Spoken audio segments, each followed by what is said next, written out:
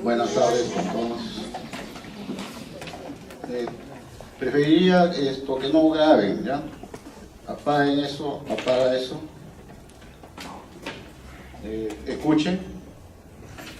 Si quieren graben la voz, imágenes no. Además, las diapositivas se las voy a dejar acá. Van a estar aquí para que ustedes las puedan revisar. Hoy día vamos a tratar un tema un poco espinoso. Espinoso en el sentido de que constituye una de las primeras causas de muerte en nuestro país. En las mujeres, como ya he venido diciendo en algunos grupos de seminario que me corresponden, el cáncer de cervix es la primera causa de muerte y es una enfermedad totalmente previsible, como lo vamos a ver dentro de un momento. El cáncer de mama casi, digamos así, tiene la misma incidencia y son cánceres que se pueden manejar. Si bien es cierto, algunos se pueden prevenir, otros se pueden manejar tranquilamente bien cuando se hace el diagnóstico precoz.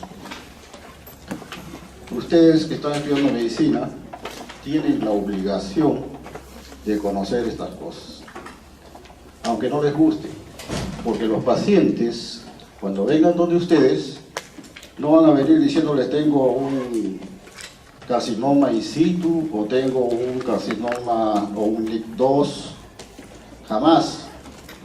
Van a venir a ustedes a hacer la consulta y si ustedes no saben lo mínimo, entonces el paciente va a estar deambulando 1 año, 2 años, 3 años, hasta cuando el cáncer le sale hasta por las orejas y hasta el portero puede hacer el diagnóstico. En ese momento ustedes van a decir, oh, cáncer. No sirve para nada. Entonces, por eso les digo, es una obligación de ustedes conocer estas cosas. Me he preocupado en tratar de hacerlo lo más simple posible, pero lo bastante completo, como para que ustedes puedan tener un entendimiento de esto. Esto constituye simplemente el preámbulo, es decir, el inicio del camino. Si ustedes atienden esta presentación que voy a hacer, va a ser sumamente fácil y entendible cualquier otro libro que trate sobre este tema.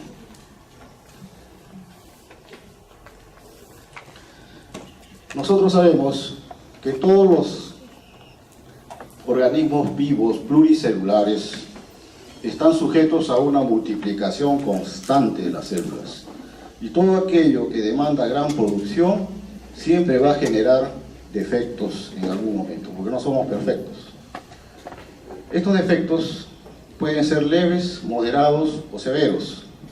Nosotros vamos a tratar esto desde el punto de vista humano, porque también se da en los animales, se da en los vegetales inclusive. Es decir, donde hay gran producción es posible encontrar algún defecto dentro de la producción normal.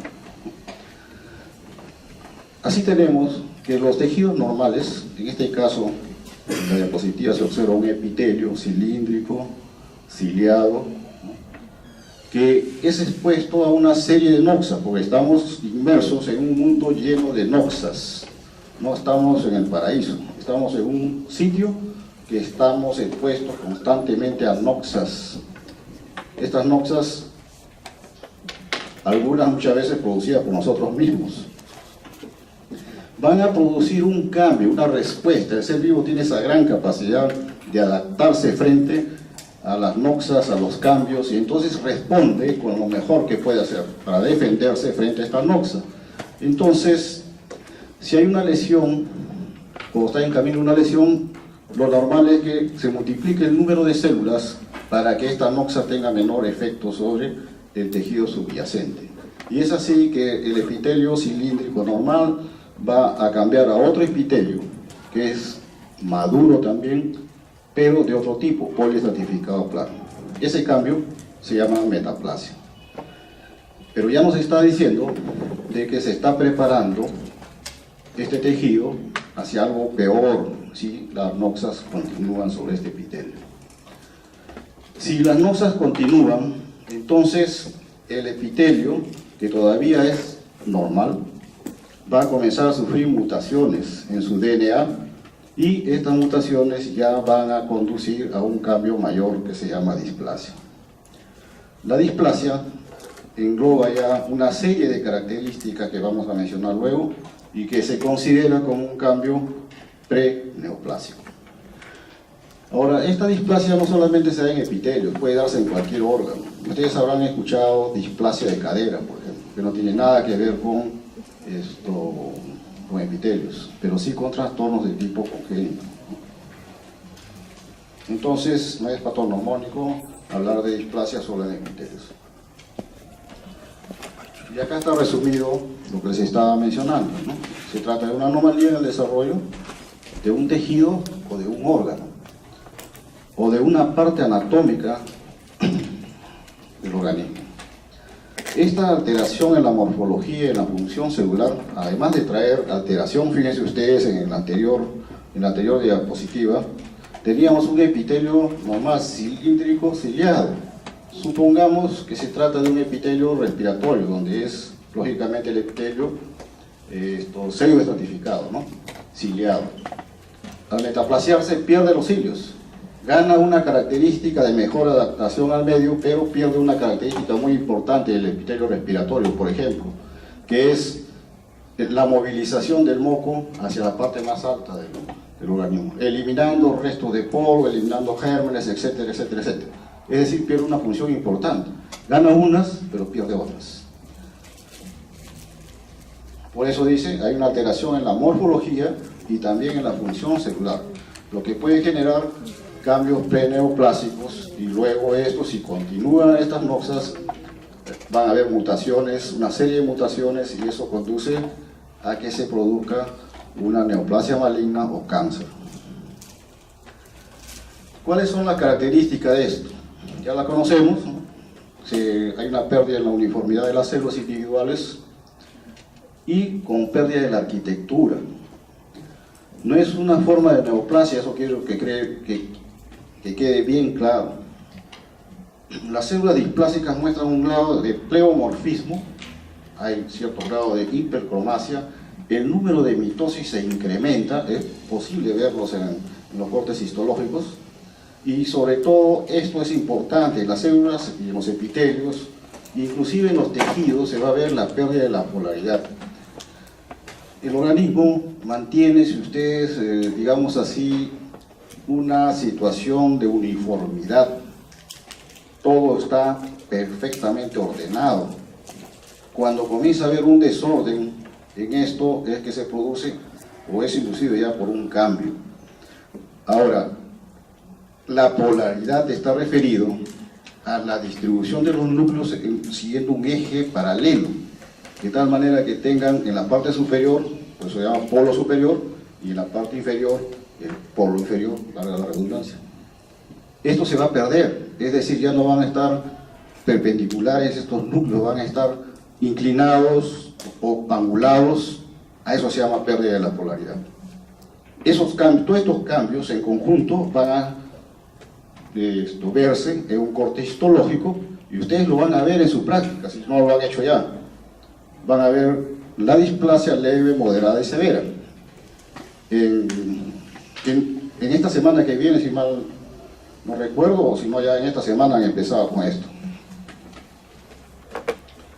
Vean ustedes, acá les he traído un corte histológico en el cual se puede observar la capa basal conformada por las células más inmaduras, las células que van a generar el resto de epitelio.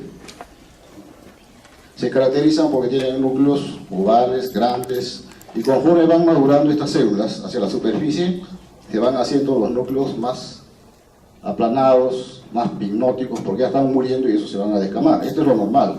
Es decir, hay una maduración desde la capa basal hasta la capa más externa. ¿Qué es lo que ocurre cuando hay una displasia? O sea, el primer cambio preneoplásico.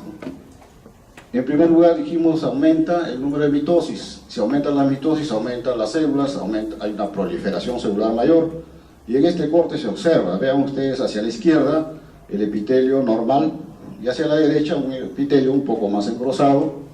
Otra cosa más, el epitelio conserva, vean ustedes, unos espacios vacíos, y esos vacíos son debidos al glucógeno que contiene cada célula normalmente del epitelio exocervical. En cambio, acá en este epitelio no se observan esos vacíos. Es decir, como decía la descripción, la definición, se están perdiendo algunas funciones.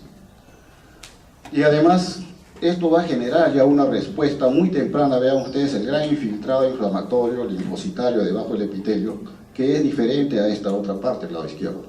El organismo trata de circunscribir, trata de defenderse frente a esto que ya más adelante, si siguen las noxas, va a generar un cáncer. Acá estamos viendo cómo es que los núcleos, vean ustedes, son muy parecidos, hasta casi la mitad, digamos, inclusive un poco más allá de la mitad. No hay maduración, todos son casi del mismo tamaño, con hipercromacia, todos están más oscuros, tienen una orientación perpendicular, otros están angulados hacia un lado, como por ejemplo, acá vean ustedes, ¿no? Estos núcleos están orientados hacia un lado, este está echado completamente, este está perpendicular.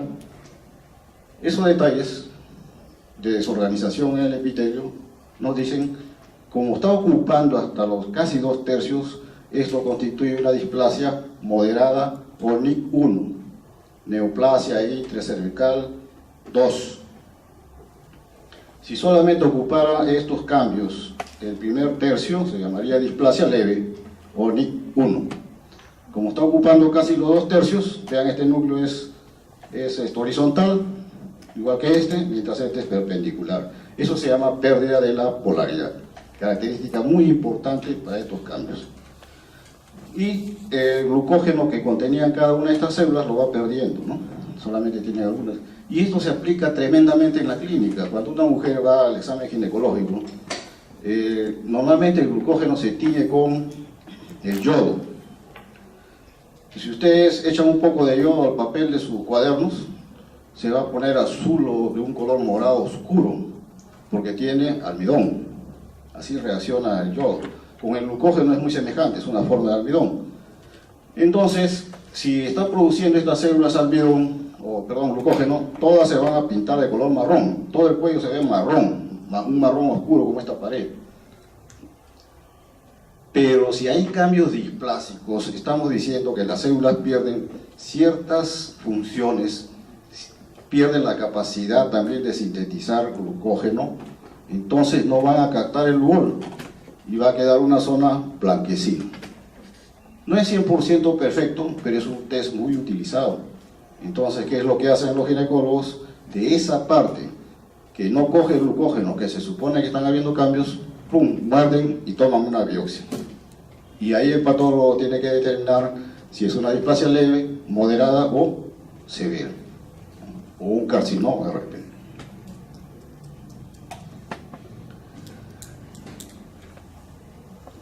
Por eso yo insisto mucho con los alumnos en que los esquemas y las fotografías de cortes histológicos son muy importantes para el curso de patología y para el seminario, para que se puedan entender los temas, si no, no se pueden comprender. Bien, entonces acá miren ustedes, a la izquierda vean los espacios de glucógeno, ¿no?, que forman estas células normales. A la derecha el desorden es mayor, es claramente notorio. Hay un mayor desorden que ocupa los 3/3, ¿no? Eso sería entonces una displasia severa. Fíjense ustedes, esto constituye la membrana basal. Acá se puede observar algo de la membrana basal translúcida, y acá no se ve muy bien porque hay un gran infiltrado inflamatorio. El tejido linfoide está tratando de circunscribir la lesión, que no pase, que no atraviese la membrana basal. O sea, el sistema inmunológico se defiende. Sería entonces esto una displasia severa, o NIC3. Ustedes dirán, bueno, ¿y cómo podemos prevenir todo esto? Muy sencillo. Se sabe actualmente de que el papilomavirus humano, que es uno de los agentes más importantes dentro del desarrollo del cáncer de cervix, que es el tema que nos debe angustiar a todos los médicos, porque es el que es la primera causa de muerte en nuestro país de las mujeres y totalmente prevenible, como lo vamos a ver. Vemos a la izquierda un extendido de un raspado cérvico-vaginal, del cuello uterino, en el cual nosotros vemos la característica de benignidad de las células. Vemos la relación primero. Núcleo citoplasma es bastante buena porque es más de 1:3. 1 para el núcleo, más de 3 para el citoplasma. Eso es lo normal. Por lo menos debe ser 1:3. Acá es un poco más. Luego los núcleos son homogéneos, todos ellos entre sí casi del mismo tamaño. Vean ustedes a la derecha, es el mismo aumento, las mismas células, pero con la acción del papilomavirus humano. Estamos observando lo que se llama el efecto citopático de este virus. No vemos al virus, tampoco sabemos la cepa, que son cerca de 200 cepas, pero sí podemos decir, acá hay efecto del papilomavirus humano. ¿Cuáles son esas características? Están a la vista. Aumento del tamaño nuclear. Vean ustedes, este núcleo es más de 3.5 veces esto. El límite dice que es hasta 3 de una célula intermedia. Acá vemos, y claramente, evidente, 3.5 a más. Acá vemos claramente, si superponemos este núcleo con este otro, que claramente es más grande. ¿Cuál es la otra característica? Binucleación. Acá hay una célula binucleada, acá hay otra binucleada. La otra característica importante también, el halo claro perinuclear. Nosotros estamos viendo acá que no hay halo claro perinuclear.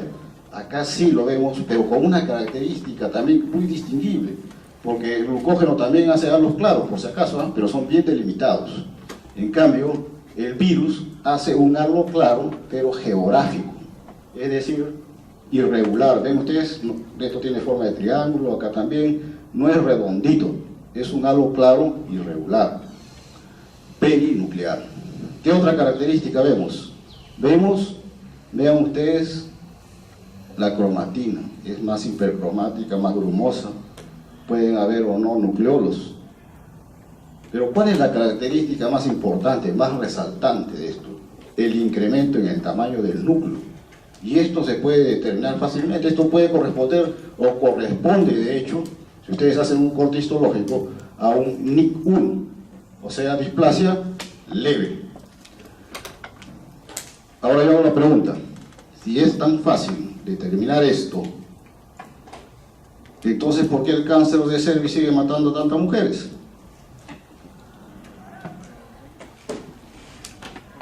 ¿Qué responde?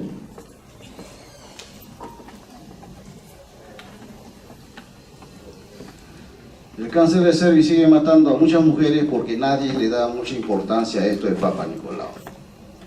Yo vengo de una reunión la semana pasada, no pude venir a dar clase, me tocaba la semana pasada porque justo tenía una reunión en el ministerio para ver esto del programa del manejo del cáncer de cervix. Y me he dado con una tremenda sorpresa. En el ministerio están cambiando la política ahora. Están diciendo, vamos a darle más auge a la detección molecular de PBH que al Papa Nicolau, porque el Papa Nicolau aparentemente no ha cumplido su función, no es tan bueno. Frente a esto, yo les digo lo siguiente. Suiza tiene cáncer de cervix. Busquen en la literatura, casi no existe, prácticamente no existe. Estados Unidos, solamente el cáncer de cervix detectado son de los emigrantes que van, de los emigrantes recientes, porque ellos siempre la mayor parte, todos son emigrantes en Estados Unidos, de los emigrantes recientes, que van a Estados Unidos, van con su PBH y ellos son los que van a hacer cáncer de cervix. ¿Por qué? Porque esto es totalmente prevenible. Si esto es una displasia, ¿no? Se le hace seguimiento y si persisten los cambios, se hace un cono y se acabó todo el problema, ¿no? Se abortó el cáncer. No tiene por qué haber cáncer. ¿Pero de qué depende? Depende del diagnóstico adecuado y precoz. Es decir, se tiene que tomar una buena muestra, se tiene que procesar bien la muestra y se tiene que interpretar adecuadamente la muestra. Los patólogos, los tecnólogos, que son la mayoría que ven esto, ¿saben ver bien esto? Esa es la pregunta. Si fuera malo, ¿cómo entonces Suiza y Estados Unidos y los países adelantados han logrado suprimir el cáncer de cervix solo con Papa Nicolau? Porque esto de las técnicas moleculares no tiene más de 10 años. Pero eso hace 10 años que ya retrocedieron en esto del cáncer. Entonces eso es importante tomarlo en cuenta. En nuestro país, por ejemplo, más importante, pienso yo, que hacer estas pruebas moleculares es darle mayor hincapié al Papa Nicolau. En esos 3 aspectos, ¿no? Que se tome bien la muestra.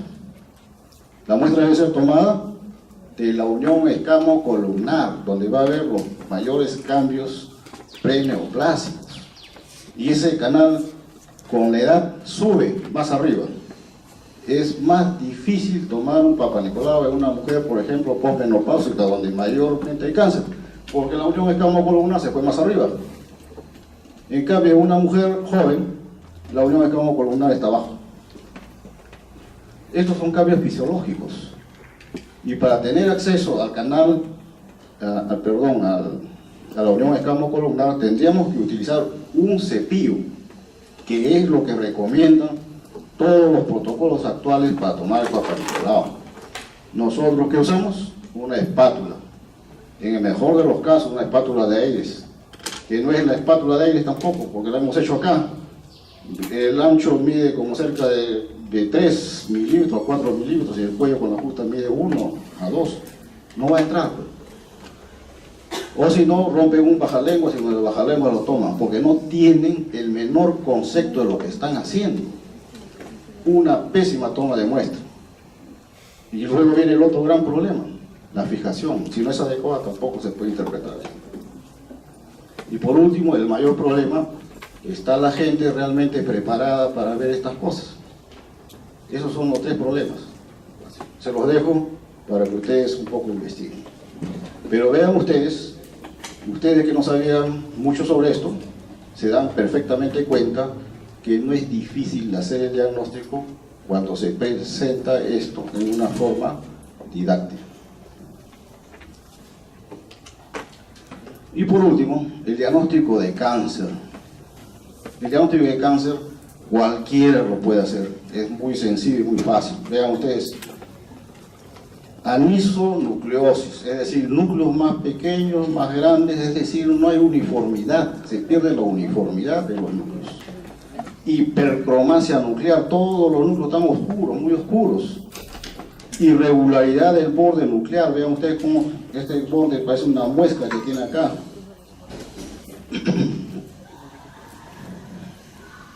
Disminución de la relación núcleo-citoplasma, miren ustedes, este núcleo con este citoplasma casi es del mismo tamaño, ¿no? Casi 1:1 son. Ya se perdió esa relación de 1:3, a más, no hay. Uno mira esto fácilmente y dice, este es un cáncer, ¿no? O sea, no es difícil, pero ya no interesa porque ya la pobre mujer tiene un cáncer, pues, y eso ya no es importante.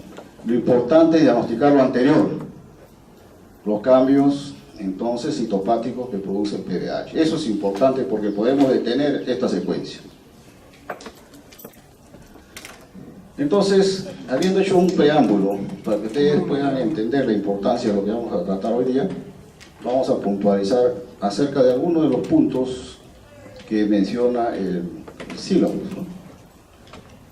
Yo me he salido por si acaso un poco del sílabus porque siempre hay que darle más importancia a los problemas que están relacionados directamente con nuestra realidad. Entendiéndose la neoplasia como un crecimiento, fíjense ustedes, un nuevo crecimiento que es libre y no está regulado por ningún mecanismo fisiológico. Eso es lo más característico de esto. Entonces, es independiente de las señales fisiológicas de crecimiento. Ustedes se van a cortar, o se habrán cortado alguna vez en alguna parte de su cuerpo, y van a ver que ahí comienza luego a rellenarse ese canal que ha quedado y finalmente desaparece todo. Es decir, ha habido una gran proliferación celular. Si ustedes hacen un corte de eso y lo llevan al microscopio, van a ver una gran proliferación celular, sino cómo se repara el tejido. Pero ojo, aquí funcionan los controles fisiológicos del crecimiento. Llegan a la capa superficial, por ejemplo, de la piel, se topan con la queratina, se activan estos factores de crecimiento, ¿no?, fisiológicos que regulan el crecimiento, y dicen hasta aquí nada más y ya no crece más allá. Y se detiene el crecimiento. En los tumores, aún siendo benignos, esto se pierde se pierden entonces estas señales. ¿Cuáles son los componentes esenciales? Es el parénquima y el estroma. El parénquima está dado por estas células tumorales, ¿no? O sea, las células tumorales propiamente dicho, ese es el parénquima. Pero estas células necesitan nutrientes, necesitan algo donde estar. Eso constituye el estroma, es decir, el tejido conjuntivo que va a nutrir a todas estas células neoplásicas y les va a permitir reproducirse en mayor cantidad, les va a permitir viajar a otros sitios, porque ¿qué cosa hay en el estroma? Hay vasos sanguíneos y hay linfáticos. Si es una neoplasia maligna, perforará estos vasos y a través de ellos irá pues a otro sitio, se llama metástasis. Si es una neoplasia benigna, no hace eso, pero puede comprimir un vaso y al comprimirlo va a producir isquemia y al producir isquemia, necrosis. Entonces puede producir algunas alteraciones también serias, ¿no?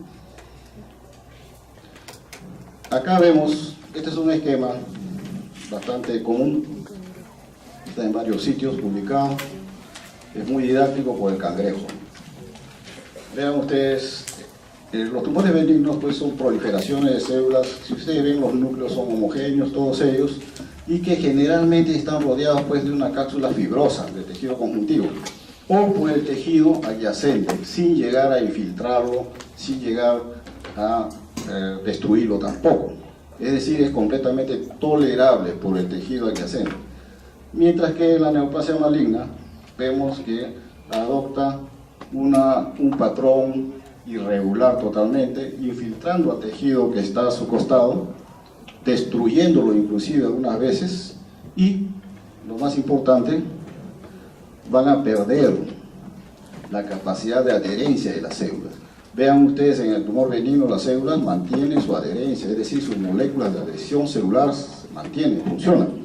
En cambio, la neoplasia maligna, por las mutaciones que tiene, una de las características que va a adquirir es la pérdida de las moléculas de adhesión celular, entonces tienden a soltar y gana otra característica, que es la producción de proteasas, la cual hace que destruya el tejido que esté a su alrededor y lo infiltre, ¿no?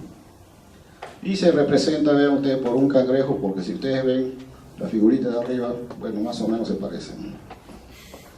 Y en la jerga médica, nosotros decimos, cuando hay un paciente con cáncer, tiene un cangrejo.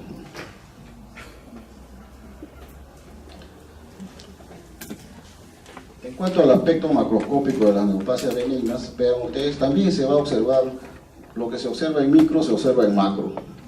De esto se dieron cuenta hace más de 5000 años atrás los griegos, ¿no? O sea, ustedes saben que los griegos hicieron la primera teoría atómica. Solamente deduciendo, decían, lo que vemos en grande, también lo debemos ver en chico. Y ellos observaban de que los planetas giraban alrededor del Sol. No obstante, eso después se perdió, ¿no? Dijeron, si existe eso en grande, lo más pequeño pues debe ser un núcleo con algo que está girando alrededor. No le dieron nombres específicos, pero más o menos dedujeron la teoría atómica, ¿no? Pura deducción. Bueno, lo que ocurre en macro ocurre en micro, les decía, ¿no? O sea, el aspecto macroscópico también se observa bien delimitado el tejido. Esto es importante también, por lo general dice el portador sobrevive. ¿Pero puede morir por una neoplasia benigna? Claro que sí. Por ejemplo, un mixoma en el corazón produce el prolapso de las válvulas, muerte súbita. Entonces, las neoplasias benignas pueden inducir la muerte también. En cambio, las neoplasias malignas, si no se les controla, siempre van a producir la muerte. Esa es una característica, ¿no? Vean ustedes en macro, este es un tumor bastante benigno en las mujeres, el famoso fibroadenoma. Bien delimitado, se le ve una cápsula, no invade el tejido. Su representación microscópica, la producción de glándulas. Si ustedes recuerdan su histología normal, las glándulas están en un estroma netamente lipomatoso, graso, o sea, es full grasa, y ahí están las glándulas. Acá, en cambio, no hay grasa, porque ha sido reemplazado por un tejido fibroso que constituye el estroma de este tumor. Este tejido fibroso le da una dureza al tumor. Por eso estos fibroadenomas fácilmente las mujeres lo pueden palpar cuando se están bañando. Sienten una bolita, dicen ahí dura, que se mueve, ¿no? Y vean ustedes alrededor el tejido graso que se conserva, no lo infiltra, lo delimita bien. Este es otro tumor benigno, bastante común, el útero, y una tumoración muy redonda, bien delimitada también, el corte histológico. Ustedes lo van a ver en su práctica. Van a decir, yo veo todo igual, ¿cómo identifico a un leiomioma del resto de tejido muscular liso que hay en el útero? Pues en el útero la mayor parte de las fibras están dispuestas longitudinalmente. En cambio, en el leiomioma, como es un tumor, va a haber un cierto desorden. Las fibras van a constituirse en haces arciformes, forma de arco, o longitudinales y transversales. Más o menos lo normal sería esto, ¿no? Que es un tejido paralelo más o menos las fibras cada una. En cambio, el de acá, vean ustedes, forma un arco, el de acá también, y esto que se ve que parece que es otra cosa, es un corte transversal del músculo. Es decir, hay fibras transversales y longitudinales, suficiente. Fascículos arciformes con fibras transversales, o sea, con cierto desorden, pero todas homogéneas entre sí. Este tumor constituye lo que se llama un leiomioma, tumor benigno. En cuanto a la clasificación, va a depender de su origen. Si es de origen mesenquimal, todos los tumores de origen mesenquimal van a hacerles terminar en oma, al nombre del tipo celular. Por ejemplo, si es fibroso, el tumor se va a llamar fibroma. Si es de origen cartilaginoso, condroma. Ambos, como se dan cuenta ustedes, son de origen mesenquimal. Si es de origen epitelial, la cosa es un poquito más variada. En el origen epitelial, el patrón que se sigue básicamente es, si es sólido, del lado de las glándulas, se va a llamar adenoma. Y si es un tumor macroscópicamente que protruye en la luz de un órgano, entonces se va a llamar papiloma. Fíjense lo que estoy diciendo, en la luz de un órgano. ¿Qué órgano tiene luz? La vejiga, por ejemplo. Entonces se va a llamar pólipo, ¿no? En el intestino grueso o delgado, cualquier parte del intestino, como es un tubo, tiene una luz, entonces se llama pólipo. En cambio, si la protrusión, el crecimiento es en una superficie, por ejemplo en la piel, entonces ahí se llama papiloma, ¿no? Entonces rectificación, ¿no? Los que crecen en la superficie, papiloma. Los que crecen en la luz, pólipos.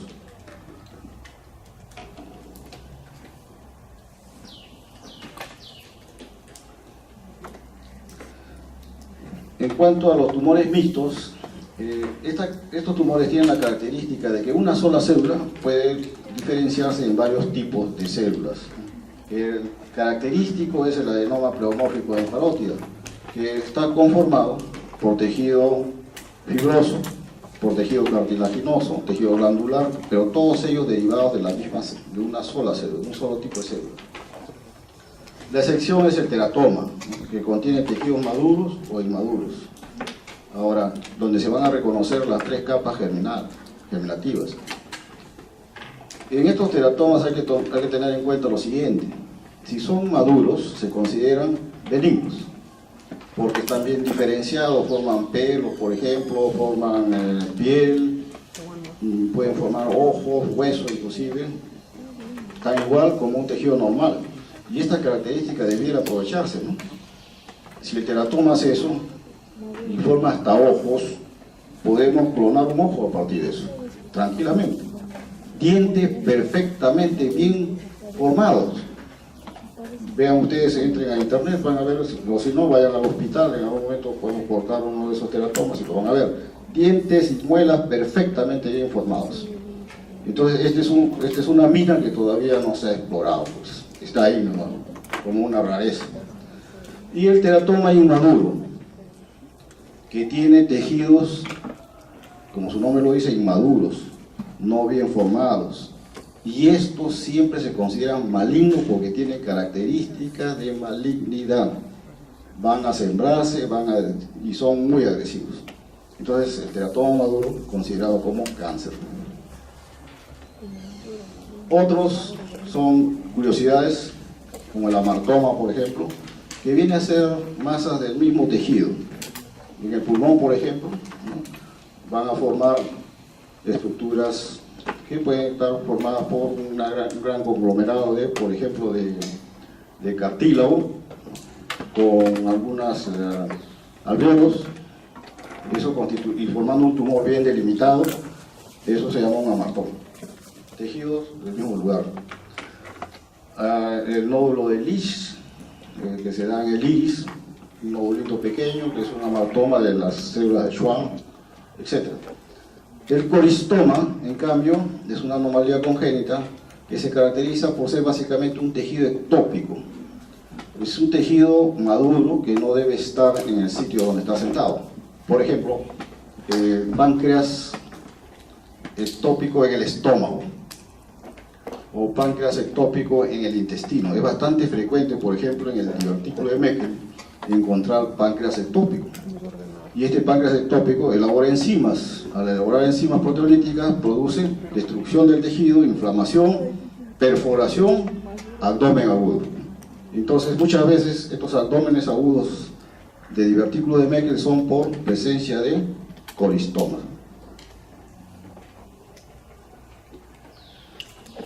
Esta es la representación macro. Vean ustedes, este es un colon, ¿no? Colon, y acá se ve una estructura redonda que protruye lógicamente su luz. Acá hay otra. Esta figura la he tomado del Roing, para que ustedes vean que todo lo que les hablo está en el Roing, por si acaso. Entonces, estas estructuras que protruyen están representadas a la izquierda. Vean ustedes el epitelio cilíndrico con células caliciformes, que no se aprecian muy bien acá, pero siguen un orden. Ustedes ven, las glándulas mantienen lo que se llama arquitectura normal. Esa es otra palabrita que tienen que grabar, la arquitectura normal de los tejidos. ¿Qué está pasando con la arquitectura acá arriba? Se está borrando la arquitectura normal. Vean, ya es una característica de los tumores, ¿no? Borramiento de la arquitectura normal, que es evidente, ¿no? Y con proliferación de abundantes glándulas, pero todas ellas de características benignas. Como es un tejido que deriva de las glándulas, entonces, y está dentro de una cavidad, una producción dentro de la cavidad, se llama pólipo. Como hay producción de glándulas, pólipo adenomatoso. ¿Ya? Acá se ve a mayor aumento. Vean ustedes aquí los espacios vacíos, ¿no? Son las células caliciformes, y aquí la pérdida de la arquitectura normal. Esto de acá, que ven ustedes, las glándulas que son paralelas unas con otras, se pierde acá. Hay un desorden de la arquitectura normal. Y todas las neoplasias, ustedes cuando vayan al curso, ahora que van a hacer su práctica de neoplasia, van a ver que es la cosa más sencilla del mundo, porque todas tienen las mismas características que les estoy mencionando, con algunas variantes, y va a ser totalmente entendible. Aquí, por ejemplo, estamos viendo que en este pólipo puede ocurrir que este es el epitelio normal, ¿no?, con las células caliciformes, y hacia la izquierda comienza a haber una gran producción de núcleos que se sobreponen unos con otros. Abundante producción de núcleos, es decir, está aumentando. Hay una alteración aquí, una alteración que conlleva, ¿qué cosa? Hipercromasia, conlleva a un cambio en la polaridad. Entonces esto constituye una forma de displasia. Esta es una displasia, y es una displasia de bajo grado, así se llama.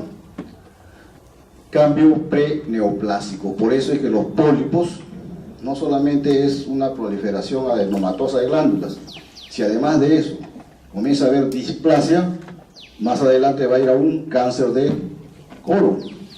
Entonces es importante extirpar los pólipos. Pólipo diagnosticado, pólipo que hay que extirparlo, porque eso va en 5 o 10 años, 5 a 10 años, fíjense ustedes, va a ir a un cáncer irremediablemente. Es importante todo ese tema. Ahora vamos a ver entonces los tumores malignos en sí. Tienden a adherirse firmemente al órgano. Les decía que en las mujeres, cuando se palpan ese nódulo en la mama, van a ver que es movible totalmente, se va para un lado, se va para otro lado, ¿no?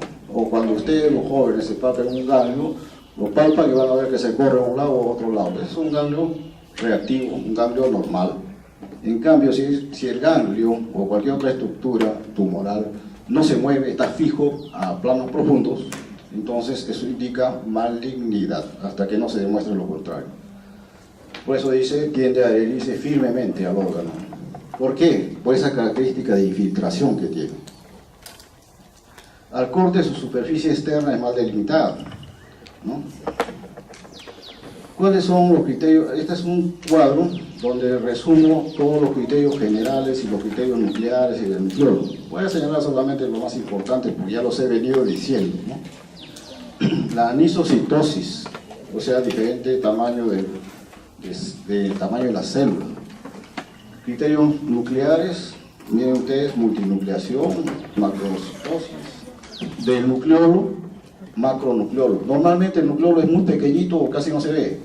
Y en las células tumorales ustedes lo van a ver bien prominente y generalmente son irregulares y de diferentes tamaños. Acá resumimos todo, más una cosa importante que dice cariolisis. La cariolisis que conlleva después a lisis celular también, necrosis.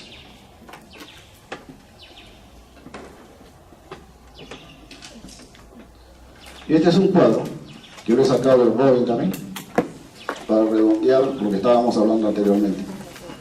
Hemos visto que un pólipo se forma porque el epitelio normal colónico comienza a tener alteraciones, comienza a tener, por acción de las noxas, comienza a haber una mutación en el gen supresor de tumores, una mutación. Eso conlleva a que haya cambios displásicos, vean ustedes, o sea, esa sobreposición de núcleos, mayor cantidad, son producto de una mutación, ¿ya? Y eso conlleva a un adenoma temprano, luego va el gen Carras a mutarse también, si siguen estas noxas, y pasa a un adenoma intermedio. Otra mutación de otro gen supresor, el TCC, y finalmente, vean ustedes, del adenoma, o del pólipo, ese que estamos viendo, si sufre una mutación más en uno de los genes más importantes que se considera el que es digamos, el guardián del genoma, P53, entonces pasa a ser un carcinoma. Y este carcinoma va a adquirir la propiedad de sintetizar proteasas y con la pérdida de las moléculas de adhesión celular, la cual le da las dos características del cáncer: diseminación, destrucción de tejido. Pero esto, vean ustedes, no es pues en un día ni en 2 días.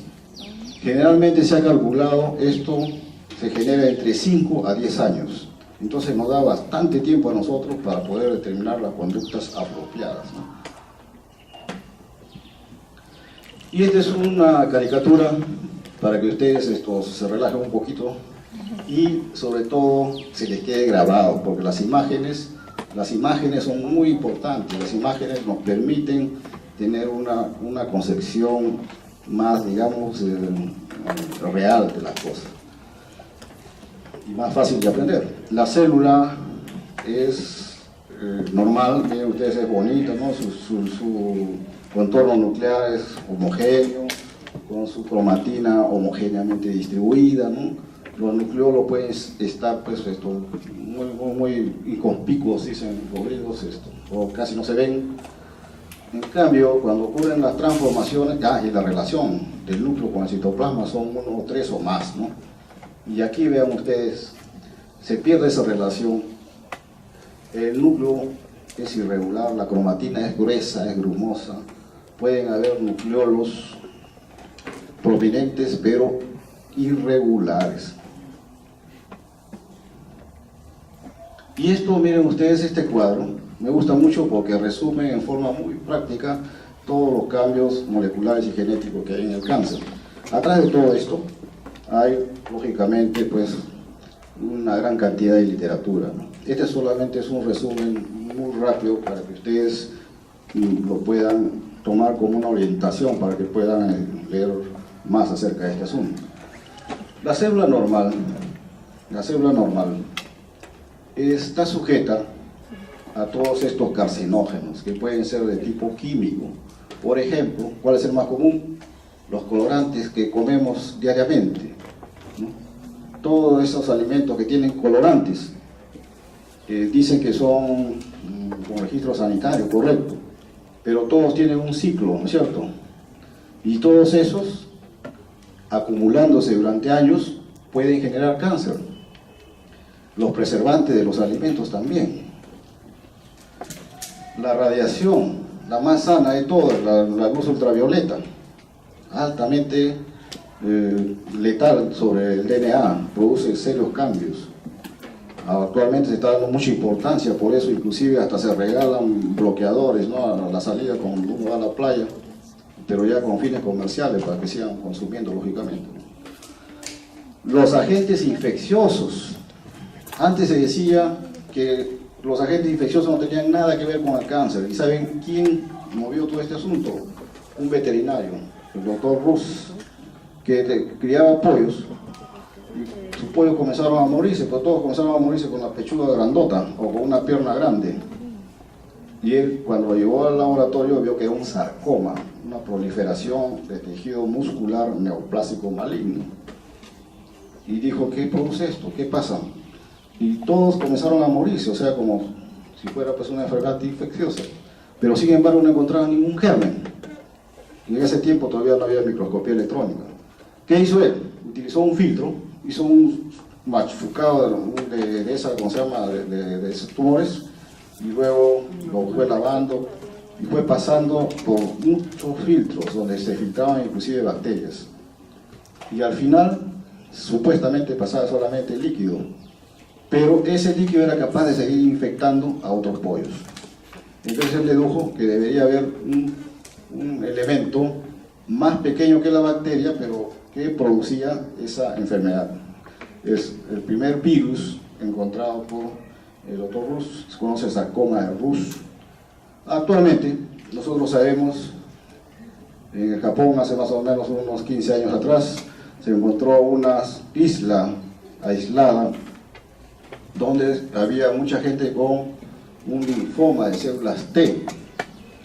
Ahora se sabe que está producido por HTLV1, o sea, un virus que es transmisible, es infectante. Entonces hay que tener cuidado con eso. Hay algunos cánceres que pueden ser contagiosos, lógicamente si toman contacto de la sangre con esas personas infectadas y si no tiene la inmunología adecuada. El sistema inmunológico fue un rol muy importante en esto. Otro agente más común, ahora último también, una bacteria. Les he mencionado un virus, ¿no? Ahora una bacteria. El virus, perdón, no es virus, no es una bacteria, es el Helicobacter pylori. El Helicobacter pylori produce una hiperplasia tremenda de folículos linfoides, y esta hiperplasia es tal que luego puede inducir a un linfoma de las mucosas, del tejido linfoide asociado a mucosas. MAL se llama, MAL de las siglas del inglés, ¿no?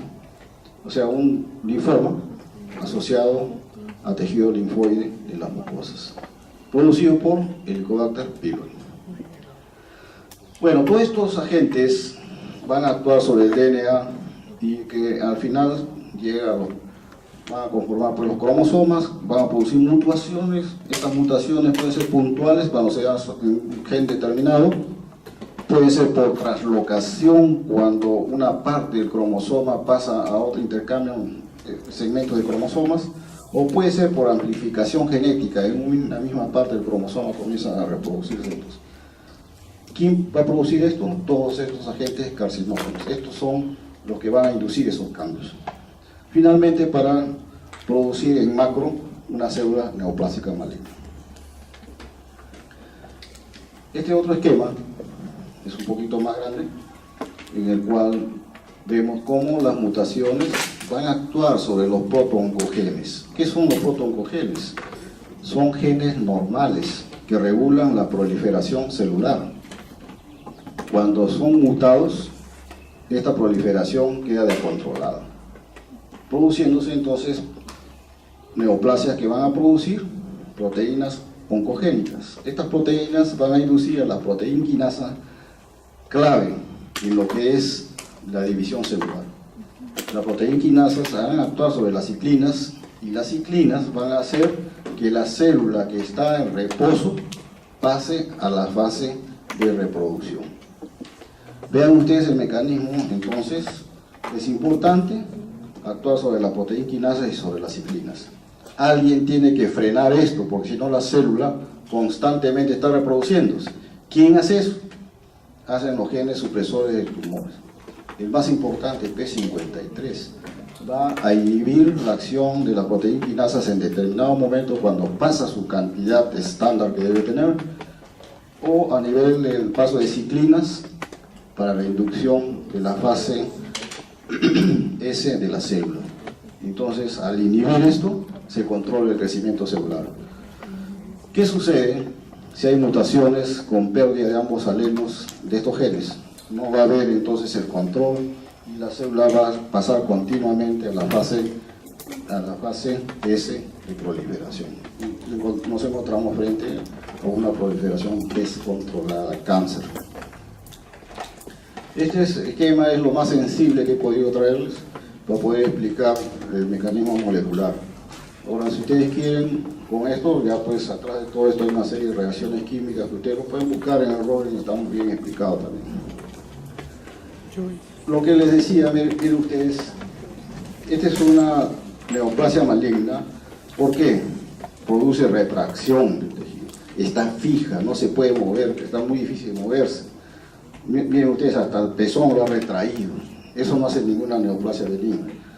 ¿Qué cosa? Sus bordes, como son, irregulares. Es más, tiene una lesión satélite acá, y acá otra más pequeñita que ya se está iniciando, acá otra que ya va a erosionar la piel y va a salir, y tiene irregularidad. Entonces, fija, irregular y dura neoplasia maligna hasta que no se demuestre lo contrario, ¿no? Este es macro. Un corte de eso, nosotros sacamos un pedazo de ese tumor y lo cortamos y vemos todo esto amarillo es grasa, y lo blanco, vean ustedes acá, ¿se puede ver o no? Se ve que como esto blanco que constituye la neoplasia maligna tiene una distribución irregular, ¿no? Como las patas del cangrejo, se van por acá, por aquí, ¿no? Entonces es factible al corte macroscópico determinar también con gran acierto, lógicamente, ¿no? Al 100% lo da el microscopio, lógicamente. Podemos decir ya, presuntamente, esta es una neoplasia maligna. Y el corte histológico, vean ustedes, acá se puede ver la grasa, que es lo normal de la mama, y una proliferación glandular, pero ya no formando así, sino formando estructuras como si fueran cintas, otras veces como si fueran hilos, totalmente irregulares, no tienen un patrón característico glandular, se pierde la arquitectura normal entonces. Y infiltran la grasa, vean acá está la grasa. Y siempre, vean ustedes el tejido linfoide, acá tratando de sostener a la neoplasia, porque si no, son dos cosas, si gana el tejido linfoide, o sea el sistema inmune, encontramos las famosas curaciones solas, espontáneas, pueden haber, inducidas por qué, no sabemos, ¿no? Otra característica que vemos es esto, vean ustedes, este es un vaso, podemos ver acá la pared del vaso sanguíneo, y dentro un fragmento de neoplasia, émbolo tumoral. Eso significa que eso no se va a quedar ahí, va a viajar a través del organismo, ¿a dónde se va? Pues a cualquier otra parte del organismo. Y acá, vean ustedes, para remarcar todas las características de malignidad que ya les he mencionado, más esto, mitosis atípica. Vean, esta es una mitosis tripolar. Tiene un polo, dos polos, tres polos. Normalmente deben ser dos nada más, pues, y la mitad de los cromosomas a un lado y la otra mitad al otro lado, ¿no? Son mitosis tripolares, totalmente anormal. La macrocitosis, vean ustedes el tamaño de esta célula, parece una célula gigante con multinucleación, igual acá también hay varios núcleos, nucleolos prominentes, ¿no? Después hipercromasia nuclear, núcleos de diferentes tamaños, Este es un hígado, corte de hígado, con siembra. El tejido normal es este, medio rojizo, y lo blanquecino son las metástasis, la llegada del tumor hacia este órgano. Y decimos que es maligno porque vean ustedes, agarramos pues lo que nos conviene, ¿no? Vean ustedes este nódulo, por ejemplo. Tiene acá irregularidad en su superficie, acá se ve inclusive una punta que está saliendo, igual acá. Entonces podemos decir esto es maligno, ¿no? Son metástasis al hígado. En el colon, esta es la mucosa normal y acá una neoplasia irregular, ¿no? Se diferencia todo esto de acá de la mucosa. Y las glándulas con la pérdida de la arquitectura. Hemos dicho que las glándulas son paralelas, acá no son paralelas, son distribuidas de cualquier forma, ¿no? Esto parece una margarita inclusive, con una característica. Esto es el tejido muscular y acá está la serosa. Está invadiendo el tejido muscular y se encuentra ya muy cerca de la serosa. Neoplasia maligna, porque normalmente pues no debe haber glándulas en el músculo. Si la hay, ya es maligno, ¿no? Y es avanzada porque ha tomado el músculo. Si solamente toma la mucosa, neoplasia incipiente. Si toma la muscular, ya es neoplasia avanzada. Y para remarcar lo que les estaba mencionando antes, ¿no? Células normales con células, vean ustedes acá es notorio la cromatina gruesa, ¿no? Es notorio el nucleolo es enorme, ¿no? Anisonucleosis, este nucleolo es pequeño, este es más grande, de diferentes tamaños. Y esta imagen la tomé de una paciente que tenía un cáncer de parótida, se hizo una bioaspiración porque tenía un tumorcito pequeño de 3 centímetros, se le hace una aspiración, hace un extendido y con sorpresa vimos células tumorales. Pues miren ustedes, este núcleo es con punta, nucleolo con punta, la cromatina es brumosa, hay anisonucleosis, pérdida, los bordes son angulados. Esta es otra característica, vean ustedes, se llama moldeamiento nuclear. O sea, los núcleos como si se aplanaran cuando se juntan ambas superficies, ¿no? Moldeamiento nuclear.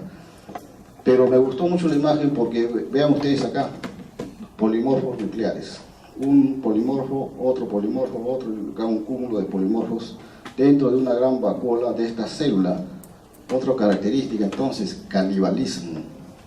Estas células son caníbales, pero ¿a quién se han comido? Al ente que estaba defendiendo, al que le estaba haciendo batalla, al que estaba peleando. Los polimorfos nucleares, la primera barrera, ¿no? Han sido derrotados. Lastimosamente esta imagen nos está diciendo que el sistema inmune falló porque se los está deglutiendo.